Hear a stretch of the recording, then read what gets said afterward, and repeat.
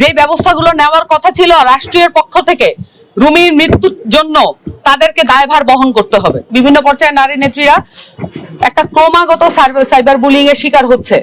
আমি যেটা মনে করি, নারীদের যে নেতৃত্ব সেটা যদি সিকিউর করা না যায়, এখানে নতুন কোনো কিছু দাবি করার, নতুন কোনো কিছু ব্যবস্থা হয়েছে এটা দাবি করার কোনো সুযোগ নেই। নারী নেতৃত্বদেরকে এখানে প্রত্যেকটা দল থেকেই সেফটি দিতে হবে। এবং আমরা যেটা দেখতে পাচ্ছি এই মুহূর্তে, এখানে এআই এর ব্যবহার আপনারা দেখতে পাচ্ছেন কি চরম মাত্রায় এটা অবনতি ঘটেছে।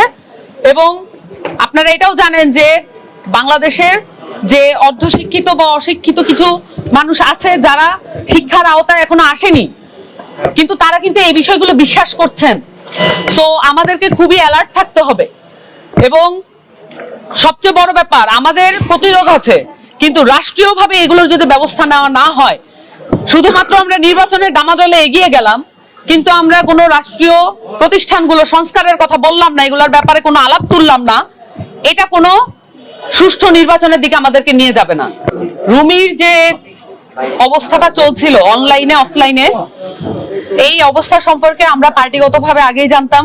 আমাদের প্রত্যেকটি নারী নেত্রী, শুধুমাত্র এনসিপির কেন্দ্রীয় না, দেখছেন যে রুমি ছিল আমাদের থানার নেত্রী এবং জেলা উপজেলা এমনকি যুব শক্তির বিভিন্ন পর্যায়ের নারী নেত্রীরা, ছাত্র শক্তির বিভিন্ন পর্যায়ের নারী নেত্রীরা একটা ক্রমাগত সাইবার বুলিং এর শিকার হচ্ছে।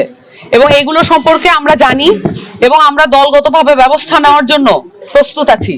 কিন্তু এটা একটা সার্বিক বিষয়, এটাকে শুধু আমরা যেটা দেখছি যে এটা এনসিপির বিষয় হিসেবে পোর্ট্রে করার একটা চেষ্টা করা হচ্ছে। এটা শুধুমাত্র এনসিপির বিষয় নয়, এটা প্রত্যেকটা রাজনৈতিক দলকে এই বিষয়ে সজাগ হতে হবে। এবং রুমির যে ঝুলন্ত মরদেহ, এটা কিন্তু আমাদেরকে বারবার মনে করিয়ে দেয় যে কত বড় কঠিন একটি শত্রুর বিপক্ষে আমরা লড়াই করছি। তার বিপক্ষে আওয়ামী লীগের পেজ থেকে বারংবার বলা হয়েছে এবং তাকে হুমকি দেওয়া হয়েছে, তুই হিট লিস্টে আছিস, এই ধরনের হুমকিও কিন্তু দেওয়া হয়েছে।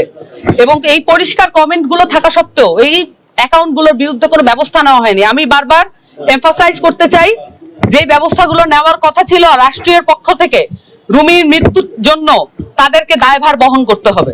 দেশের নাম্বার 1 ট্রেডিং অ্যাপ ইএফটি ফার্স্টে পাচ্ছেন ট্রেডিং এর সব সুবিধা, dual exchange access, company analysis, portfolio তৈরি করা সহ আরো অনেক ইউনিক ফিচারের সাথে ট্রেড করতে ডাউনলোড করুন এক্ষুনি।